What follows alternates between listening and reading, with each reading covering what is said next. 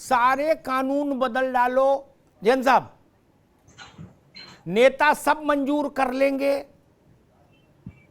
कोई कानून बदल दो, नागरिकता का, पासपोर्ट का, इसका उसका, कोई ज्यादा लफड़ा नहीं किसी पार्टी को। क्या पुलिस में फेरबदल मत करिए, सारे नेता नेतागिरी से त्यागपत्र दे देंगे अगर ये तय हो जाए कि थाने में नेता का हस्तक्षेप नहीं होगा।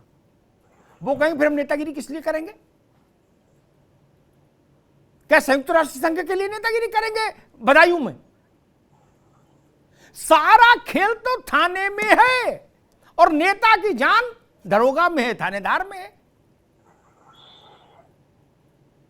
क्या ये सच नहीं? ऊपर कोई बैठे, हम उस बहस में नहीं पढ़ रहे, हम तो जो जानते हैं उतने बता रहे, जो आंखों से देखते हैं, गूगल नहीं। क्या ये सच नहीं है कि चौकी और थानों की लिस्ट भेजी जाती है बना के? कई कप्तान ऐसे हैं जो कहते हैं कि बुला कहना पड़ता है, अरे महाराज है हम कप्तान हैं, कुछ तो लिहाज कर लो, 10-5 तो छोड़ दो हमारे लिए भी, हम भी कहीं पोस्ट कर देंगे। ये बंद कर दोगे तो फिर रूलिंग पार्टी का मजा क्या? कोई रूलिंग पार्टी हो वो फिर ऐसा नहीं हो जाएगा कि बिल्कुल वैधव्य धारण कर लिया उसने, मांग का सिंदूर लुट गया, चूड़ी टूट गई, बिछिया उतर गया, फिर क्या करेंगे? जैन साहब सारा खेल तो यही है, सारी लड़ाई आप सोचिए। मुख्यमंत्री के पास, कई मुख्यमंत्रियों को मतलब इतने लंबे समय से देख ही रहा, कल्याण सिंह जी के समय से और उससे पहले से, नारायण देव जी के समय से, सब गांव में स्कूल खुले उसकी चिंता कम, पोस्ट ऑफिस खुले उसकी चिंता कम, खड़ंजा डरे उसकी डले कम, चिंता किसकिया? वो खतरा रहता आना जाने में, तो बाई सिक्योरिटी प्लस वो एस्कॉर्ट हो जाता, तो फिर क्या? हर आदमी इसीलिए घूम रहा है वहां है मुख्यमंत्री के इर्द गिर्द। तो कुछ तो जादू है, कुछ तो चुंबक है।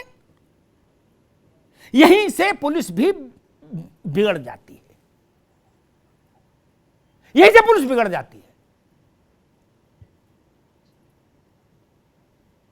क्यों नहीं हमारे यहां के जनप्रतिनिधियों को ये मंजूर क्यों नहीं कि सिविल ड्रेस में हमारे साथ सिक्योरिटी रख दीजिए? क्या दिक्कत है? नहीं, वो सिविल वालों को पुलिस के कपड़े पहना दे जबरन, और आप कह रहे पुलिस बिना खाकी ना।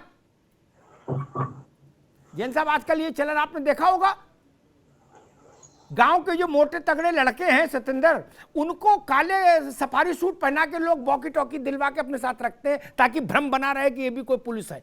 नहीं, जैन साहब गलत तो नहीं कह रहा? बिल्कुल सही कह रहे हैं।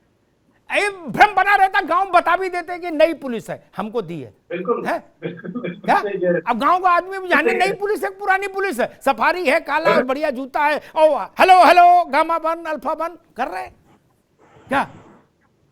बहुत बहुत बहुत बारीक बात कह रहे हैं सर आप। ये जब तक रहेगा संकट रहेगा।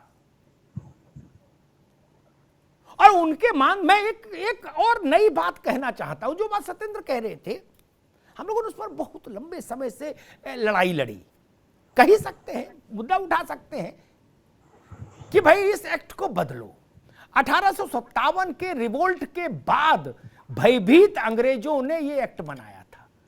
जब 1857 में क्रांति हो गई, पागल हो गए अंग्रेज, उन्होंने कहा जान, सैकड़ों हजारों संख्या में अंग्रेज भी मारे गए, मार कुएं में डाल दिए गए, यही पश्चिम में।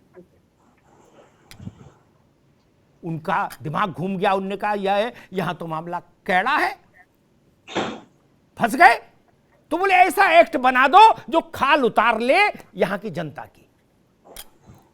और एक चीज शायद जैन साहब मेरी बात से सहमत होंगे, मैंने कई जो सर्विंग डीजीपीज रहे उनसे भी इस बात को कहा, लेकिन अब इस मकड़ जाल को कौन तोड़े, बिल्ली गले में घंटी कौन बांधे, सबके अपने अपने हित हैं। सर इस बात को संज्ञान में लेने के लिए आपका धन्यवाद सर जी। एक चीज मैं कहता हूं, अंग्रेजों के समय में जिला चलाने वाला अधिकारी, कलेक्टर और पुलिस कप्तान अंग्रेज होता था, बाकी नीचे का जो भेड़ बकरी है वो हिंदुस्तानी होता था। तो उन्होंने सारे अधिकार लठ बजाने का, खाल खींचने का इन्हीं दो के हाथ में दे दिया कि जो गोरा है बिल्कुल सही। वो शासन करेगा। इसलिए एक फ्रस्ट्रेशन जन्मा। जैन साहब गलत तो नहीं कह रहा? ये बिल्कुल ठीक कह रहे हैं। मैं एक बार एक उदाहरण बताऊं। एक नौजवान, जैन साहब आपकी उस बिरादरी के एक नौजवान कप्तान, अच्छा कप्तान था, भला। तो मैं एक जिले में गया कहीं भाषण देने, तो उनको पता लगा, हमको फोन किए कि भाई साहब हम ऐसे नहीं जाने देंगे, आपको मिलना पड़ेगा। तो मैंने कहा भाई कहाँ पड़ेगा आपका बंगला? तो बताया, बोले ये हम व्यवस्था कराए दे रहे। तो खैर पुलिस वाले आए, मुझे उनके यहाँ ले गए। आप सोचिए, चाय नाश्ता की करते करते अच्छे व्यक्ति बता रहे, ये तो अच्छे का बता रहा हूं, उत्तर प्रदेश पुलिस में ही मेरे ख्याल सिपाही या उससे भी कोई नीचे दर्जा हो या होमगार्ड हो, जो भी हो रहा, वो जूते पहनाए उनको। क्या मुझसे भाई नहीं रहा गया, मैंने टोक दिया। मैंने भाई ये क्या तरीका है? आप तो लाउड माउंटबेटन बने हुए हो। ये लोकतंत्र है मेरे भाई, तुम अपना जूता खुद नहीं पहन सकते। ये अंग्रेज दे के गए हमको, उसी को ढो रहे हैं हम। मिजाज वो बना दिया, मिजाज वो बना दिया। उनसे फ्रस्ट्रेशन जन्मा है, इसलिए वो उग्र हो गए। फिर उनको जो मिलता है, साहब से तो कुछ नहीं कह सकते, साहब को तो पटक के नहीं मार सकते, तो बाहर जो मिल जाता उसी को मारते हैं पटक के। फिर दोषी हो गैर दोषी हो, क्योंकि साहब ने अभी उनको 500 गाली दी। बोले भाई मैडम कहनी थी तो तुम परवल खराब ले आए, साले खाल खींच लेंगे अगर अगली बार परवल अच्छे नहीं आए। क्या तो गाली खाने के बाद वो भी तो कहीं कुछ ताकत एक्सरसाइज करेगा। क्या हम लोग एक नए जमाने की पुलिस नहीं बना सकते, जहां मूल मंत्र क्या हो? शास्त्रों में दिया है, परित्राणाय साधुनाम विनाशाय च दुष्कृताम। साधु यानी सज्जन व्यक्ति की रक्षा के लिए और दुष्ट के दलन के लिए। ये घालमेल क्यों हो जाता है? कहीं दलन होता तो सबका हो जाता है, और रक्षा होती तो भी सबकी हो जाती है, गुंडे की भी। ये बदलाव लाना होगा, नहीं हम ऐसी घटनाओं से नहीं बच सकते। मसला योगी आदित्यनाथ का या अखिलेश यादव का या मायावती का नहीं है। ये कोई मॉनिटरिंग कर नहीं सकता। माइकल लाल, इतना गंदा मकड़ जाल है नीचे तक। आकांक्षी कंचन जी, इस बात को स्वीकार करना होगा कम से कम उन राजनीतिक दलों को जो उत्तर प्रदेश में सत्ता में है और यह सत्ता के स्वाभाविक विकल्प माने जाते हैं, उनको इस पर चिंतन करना चाहिए। ये किसी के लिए भला रास्ता नहीं है। कितना शोषण हो रहा है।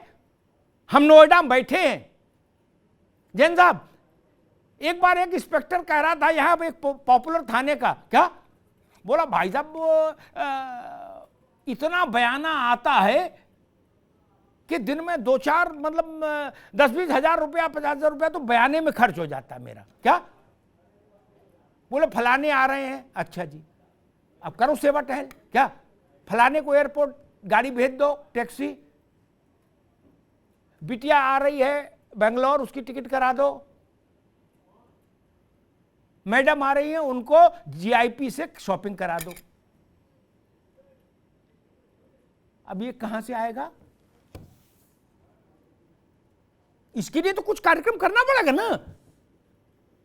वो बोला भाई साहब मैं खेत बेचूं, और खेत भी एक बार बेच दूंगा, फिर सेवा तो जब तक सर्विस में हूं करनी है। यहां पर बदलाव लाना होगा। और मैं निवेदन करूंगा मुख्यमंत्री जी से, इस कांड की जांच होनी चाहिए। कन्हैया का विषय अलग है। कन्हैया को अदालत के सामने पकड़िए, अदालत के सामने पेश करिए। फांसी की सजा हो तो मंजूर, उम्र कैद हो तो मंजूर, अदालत 7 साल की सजा दे तो मंजूर, जो कहे अदालत सिर माथे। और जो उसके पक्ष में बोले उसको भी उठा के बंद करो, 4 डंडे उसके भी मारो डबल। लेकिन किसी कन्हैया के पाप की सजा उसकी बेटी को नहीं मिल सकती। ये जघन्य पाप है। बेटी तो बेटी है, मेरी हो, कन्हैया की हो, जैन साहब की हो, सत्येंद्र की हो, किसी की हो। बेटी ने उससे कहा होगा कि तुम गुंडाई करो? कोई बेटी कहती है अपने बाप से कि ऐसा रास्ता चुनो? ये तितलियां हैं, इनके पर मत नोचिए। ये बड़े अपराध है, इनसे बड़ा फिर कोई अपराध नहीं। मैं 4 पंक्तियां मुझे याद आई, किसी हिंदी के किसी कवि की हैं, मैं नाम भूल रहा हूं। जैन साहब वो कहता हूं कि हिरणों के द्रग, हिरण की आंख सबसे सुंदर कही जाती है। हिरणों के द्रग फोड़े होंगे, तितली के पर नोचे होंगे, ऐसे अपराध किए होंगे फिर जिनकी क्षमा नहीं मिलती। आप बदमाश को एनकाउंटर में मार देते हो, हम पक्ष में खड़े होते हैं, हम, कोई सरकार रही हो। यही नहीं, तेलंगाना में भी खड़े हुए थे हम, यस। लेकिन आप उनके बच्चे को, बेटी को मार देंगे तो सबसे पहले आपकी निंदा के लिए मैं खड़ा हूंगा। आपने कन्हैया को लाद के स्ट्रेचर पर अस्पताल भर्ती करा दिया होता, मैं कहता वेल डन। बदमाशी करेगा, जाएगा। बाकी के लिए ये रास्ता ठीक नहीं। और महिला, बच्ची, ये तो डबल शर्मिंदगी का विषय है। और जांच के लिए आखिरी बात कहूंगा, जांच के लिए मैं निवेदन सरकार से ये करूंगा, गृह विभाग को ये देखना चाहिए कि अपने ही महकमे की जांच उसी महकमे के अधिकारी नहीं करें। नहीं, उस जांच पर जनता को भरोसा नहीं होगा, परिवार को भरोसा नहीं होगा। न्यायिक जांच हो या सीबीआई जांच हो, और जांच में इस बात की ध्यान रखा जाए कि परिवार को जिस पर भरोसा हो उस व्यवस्था, उस एजेंसी से जांच हो, ताकि दूध का दूध, पानी का पानी हो। फिर हम सवाल उठाने वाले कोई नहीं, सत्येंद्र सवाल उठाने वाले फिर कोई नहीं। परिवार को भरोसा हो जाए, बात खत्म। यही ना चाह रहे हैं हम। लेकिन परिवार को भरोसा होना चाहिए, यह जिम्मेदारी है शासन की।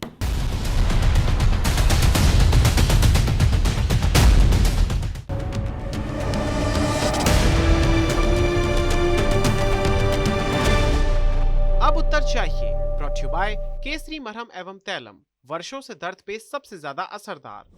And Prayag PTMT bath fittings and accessories, quality बेमिसाल, लिख के ले लो।